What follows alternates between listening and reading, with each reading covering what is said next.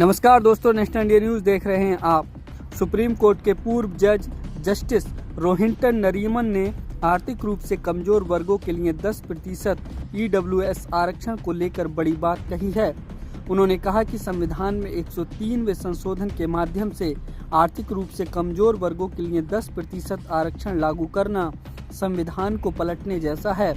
इस संबंध में जस्टिस नरीमन ने 2022 में 3-2 संविधान पीठ के फैसले में ईडब्ल्यूएस आरक्षण को बरकरार रखने के लिए सुप्रीम कोर्ट की भी कड़ी आलोचना की। बार एंड बेंच की रिपोर्ट के मुताबिक जस्टिस रोहिंटन नरीमन ने कहा कि इस संशोधन से जो भी हासिल किया गया है वह संविधान को उलटने से कम नहीं है।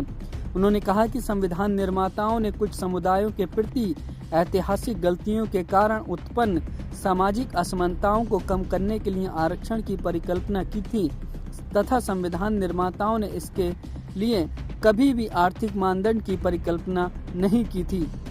जस्टिस नरीमन ने कहा कि ईडब्ल्यूएस आरक्षण अनुच्छेद 46 के ठीक विपरीत है, क्योंकि इसमें ऊंची जाति के हिंदुओं, मुसलमानों और ईसाइयों को आरक्षण की अनुमति दी गई है, जबकि उन्हें कभी भी ऐतिहासिक रूप से कोई नुकसान नहीं हुआ है।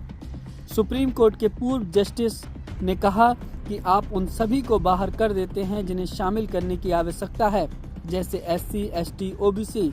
उन्हें बाहर करने के बाद आप किसे शामिल करते हैं, इस पर ध्यान नहीं दिया जाता है। आप केवल उच्च जातियों को शामिल कर रहे हैं। यदि आप इन सभी लोगों को बाहर रखते हैं तो आप किसे शामिल करेंगे? आप केवल ब्राह्मण, क्षत्रिय, वैश्य, मुस्लिम और ईसाई को ही शामिल करते हैं।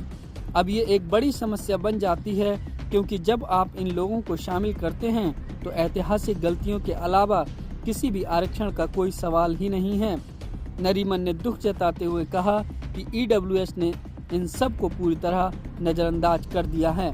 तो फिलहाल इस वीडियो में सिर्फ इतना ही। आप लोगों की क्या राय है कमेंट करके जरूर बताएं। शुक्रिया।